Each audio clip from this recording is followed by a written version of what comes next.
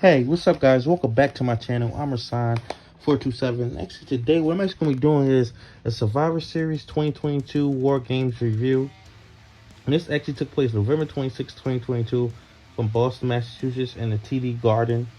And this is actually Survivor Series War Games. This is actually the first War Games to actually take place at Survivor Series. This has been at NXT for a few years. It's been at WCW, AWA, NWA, stuff like that. It was actually a Dusty Rhodes concept and stuff like that. But now they actually bring it to Survivor Series. They actually switch up on Survivor Series. Instead of doing Raw vs. SmackDown, they actually did the War Games. And actually, just getting right into the show. Starting off the night, you actually had a Women's War Games match, which is Team Bianca Belair, Alexa Bliss, Asuka, Mia Yim, and Becky Lynch versus Team Bayley, Damage Control, Bayley, Dakota Kai, and Io Sky, which is Damage Control, and Nikki Cross and Rhea Ripley. And actually, in this match, Bianca Belair and Dakota Kai actually kicked off the match. Dakota Kai actually kicks Bianca Belair in the face into the cage. Bianca Belair hit a vertical suplex on Dakota Kai. Then Bianca Belair hit a face plant. Then Bianca Belair actually throws Dakota Kai into the cage twice. Powerbomb into the cage, which looked great. Io Sky is the next one out, which actually Team Damage Control actually had the advantage in this match, which the advantage is you get to be the next one out and you actually get to choose. Then Io Sky comes right in and attacks Bianca Belair. Io Sky hit a top rope Hurricane Rana to Bianca Belair, and the Bianca Belair starts to fight off both of them. She tries to fight both of them. They actually take control over her. Then Io Sky actually hit a cross body into Bianca Belair. Then they start working over Bianca Belair. Then Io Sky hit a springboard missile drop kick to Bianca Belair and throws Bianca Belair into the cage. Asuka actually comes out next. She's the next one out, so she's on Bianca Belair's team. You alternate back and forth. Io Sky and Asuka actually face off. That was really cool. I believe they used to fight back in Japan or something like that. Bianca Belair actually presses Dakota Kai into the cage. Then Nikki Cross actually comes out next. Throws kendo sticks and weapons inside the ring. And Nikki Cross actually attacks Bianca Belair and Asuka since she's on Team Damage Control. Alexa Bliss actually comes in next and attacks everyone. Nikki Cross actually goes on top of the cage, so she's actually sitting there for a while. Then she actually hit a cross body to everybody. That was a great spot. Bayley is actually next up, and Bayley actually brings in 2 ladders and a table actually inside the ring. Then Team Bayley take control of the match. They're dominating everybody. Then Mia Yim is actually next up, and she gets trash cans. She hits everybody with the trash cans. Mia Yim actually had a diving spear. Then it was actually 4 suplexes in all 4 corners, because it's actually a 4-on-4 at this point. Then Rhea Ripley actually comes out next. Rhea Ripley comes in and attacks, and actually takes over the match. She actually starts dominating the match and starts going after everybody on Team Bianca Belair. Becky Lynch actually comes out last. She's the last competitor. Becky Lynch actually comes in and starts to dominate the match, and Asuka actually sprays mist at Rhea Ripley like Tajiri used to do. Becky Lynch actually a DDT to Rhea Ripley. She doesn't even go for the pin after that. Then Io Sky actually a top rope cage moonsault to Mia Yim and Bianca Belair. Then Alexa Bliss actually handcuffs herself to Nikki Cross. That was a great spot as well. Rhea Ripley actually smashes Mia Yim into the ladder. The ladder actually breaks.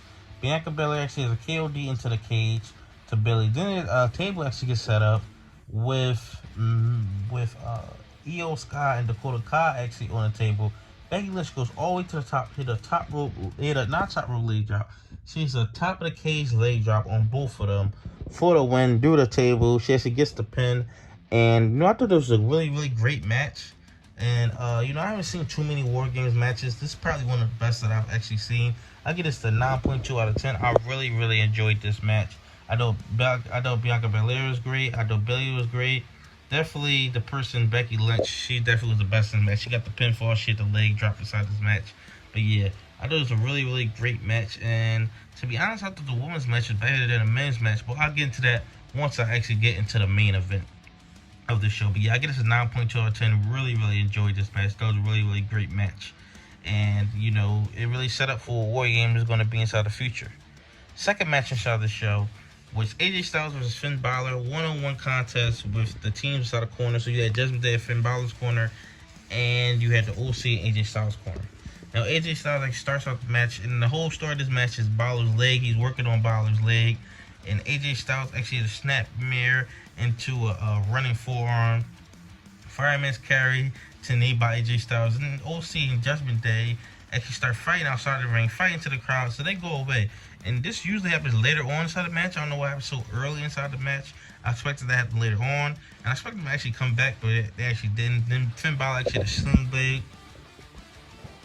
Then AJ Styles actually had a suplex into the corner, like the snap suplex into the corner, which looked great. Finn Balor actually goes for the Styles Clash. AJ Styles actually reverses it.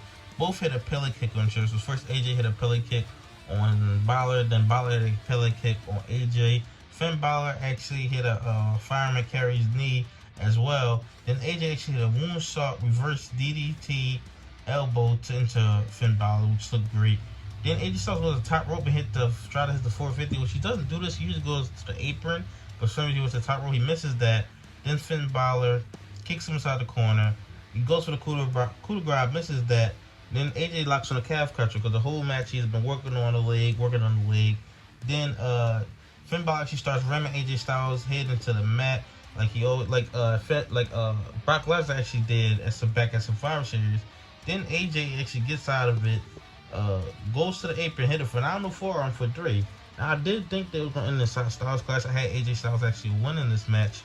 But yeah, I thought it, not abruptly, but I just expected it to end with Styles Clash stuff from out on forearm. I thought it would be like more to it and stuff, but I give this an 8.8 out of 10. I thought it was a really, really good match, a really, really solid match that these two put on. This definitely is not over, especially when you see after the match. Third match, WWE SmackDown Women's Title, Shotzi versus Ronda Rousey. This match I really wasn't excited for at all, to be honest, and it was for a good reason, because this match is the worst match on this show. Shayna Baszler in Ronda Rousey corner. So Shayna actually shoves Ronda Rousey out the way and takes a diving moonsault to Shotzi, suicide dive. Takes a suicide dive from Shotzi. Then apron DDT box from Shotzi. There was a lot of botches inside this match. It really was not that great of a match. I mean, there was a few cool spots inside this match, but really nothing special. Shotzi actually dives on Ronda Rousey, and Shayna Baszler actually dives on the fans. They were all plants. All the fans were plants. You could definitely tell, because they hit one small section, then they were all laid out and stuff. Then Ronda Rousey actually top rope arm drag. I thought this was only for 2. Piper's Pit, she hit. Then arm bar tap out. And that was really about it. I mean, it was really short. I thought it'd be longer. I mean, they kind of made Shotzi into a competitive, but then it really wasn't competitive at all. I mean, just because she got moves and doesn't mean make it really competitive. But yeah, I think it was obvious who's going to win. I think they could have put on a better match. I understand the way they booked it. You know, that I think on paper it looked like a good match, but just the way it turned out, it just really wasn't. I mean, it wasn't bad. It was just okay. I give it 7.5 out of 10. It was just an okay match, just to me personally. 4th match on the show, WWE United States Championship. Bobby Lashley versus Austin Theory versus Seth Rollins. To me personally, this was the match of the night. Lashley and Rollins both hit clotheslines to Theory to take him outside the ring. They both do it back to back. Rollins and Bobby Lashley fight one-on-one. Then Theory throws Rollins into the barricade. Bobby Lashley hit a vertical suplex to Theory. Bobby Lashley actually throws Theory into Rollins. Then Rollins actually hit a diving knee to Bobby Lashley outside the ring, because they're now actually outside the ring. Then Theory hits Lashley and Rollins with steel steps back to back. Rollins hits suicide dives literally back and forth on each side of the ring to both Bobby Lashley and Austin Theory, going back and forth. That looked fantastic. Then Rollins actually hit a powerbomb to Theory for 2. Theory actually flipped in the ring. They actually powerbombed him for 2. Bobby Lashley had a hurt lock on to Rollins. Then Theory actually comes in, put a sleeper hold to Bobby Lashley. Then Rollins actually hit a pedigree for 2. Then Seth actually had a Phoenix Splash. He actually misses that. Theory actually throws him out the ring. Then Theory actually hit Rollins with Theory actually hit a rolling blockbuster to Bobby Lashley. Then Bobby Lashley hit the hurt lock to Theory. They do the Bret Hart reversal, or I guess the Brock Lesnar reversal now.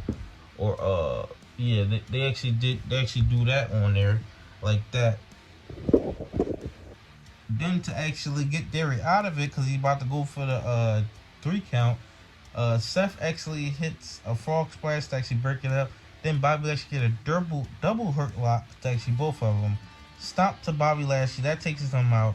Then Rollins actually hit a superplex to Theory, so he's about to roll over into the Falcon Arrow. Then Lashley actually spares Rollins. Theory actually falls on top of Rollins. He gets the dirt.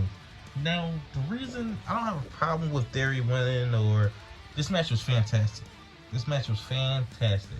I don't have a problem with anything like that, but it's just like, why have him lose the Money in the Bank like that? Like, why not just have him cash in? Did you just want to wait for the pay-per-view? Why not have him cash it at the pay-per-view? I just don't get that. Like, why have him lose it if you're just going to have him win it now? Maybe they didn't know at that time, but that just don't make sense to me. But, hey, I'm happy for Theory. They're not pushing him, because I don't think that they definitely should. I think they should continue to push him, because he is one of the future top guys in the company. But yeah, I love this match. Absolutely love this match. I would probably watch this match again. I mean, this is a fantastic match. I would actually probably give this 9.8 out of 10. Like, I really enjoyed this match. Really did. It's the best match on this show. One of the, I mean, I wouldn't say, I mean, I've had to think about it, but probably one of the best matches of the year. Just to me personally, I thought this was a great match. Main event. Let's get into the main event. Men's War Games match. Brawling Brutes, Butch, Ridge Holland, and Sheamus, and Drew McIntyre and Kevin Owens versus the Bloodline, Roman Reigns, Uso, Sami Zayn, and Solo Sikoa. Now, to start off the match, the story of this match was, is Sami Zayn going to be loyal? And, you know, Jey Uso still has a problem with Sami Zayn. So Jey Uso and Butch actually start off the match. And Butch actually smashes Jay's fingers into the cage. They going back and forth. Jay actually smashes Butch into the cage. Ridge Holland is actually next up, because the Brawling Brutes team actually has the advantage this match, so they get the first one to come out. Brutes actually starts beating up on Jay. Jimmy wants to actually go out, but Roman actually sends out Sami Zayn. So Sami Zayn is next out. Sami actually comes in, he fights with Ridge. Butch actually moonsault to the Bloodline. That looks fantastic. From he springboard off the rope, top rope. Sami actually saved Jey Uso from splash into cage.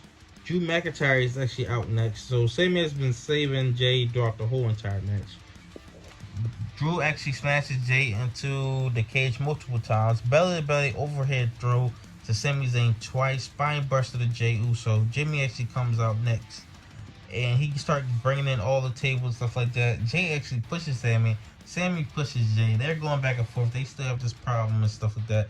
Bloodlines take control of the match. They start dominating the match. Kevin Owens is actually next, and he actually brings in all the chairs. He attacks the Uso Swanton Bomb to actually Jey Uso. KO actually Kevin Owens actually put Jimmy actually through a table. That looks fantastic. Solo Sikoa is actually out next. And actually Solo Sikoa actually dominates Kevin Owens. And Solo Sikoa is actually going out there and actually going back and forth with Kevin Owens. He actually had a back body drop on Kevin Owens. Solo Sikoa and Drew McIntyre start going at it. Sheamus actually comes out next. Sami Zayn slams the door on Sheamus. But then Sheamus actually slams the door on Sami Zayn and hits him in the side of his head. Sheamus actually a second rope white noise to Solo Sikoa. At this point, everybody's down. Roman Reigns is the last competitor. So we actually get a 10-minute stare down. And then they all start going in. They all start brawling. We actually get 5 hit beats. All 5 men doing this. So technically it was like, what they did, like 25 of them? It was just a whole ton of those. Bro kick to Solo Sikoa. Spare to Sheamus. That was only for 2. That got broken up. Jey Uso actually a super kick to Sami Zayn by accident. But he really didn't care about it. That was a story that he really didn't care that actually hit him. 1D to actually Butch for 2. Spare to Ridge through the table by Roman Reigns. Then spinning Solo to actually Drew McIntyre through the table. Then stunners to Solo Sikoa for 2. Then Kevin Owens actually hit a pop-up power bomb stunner for 2.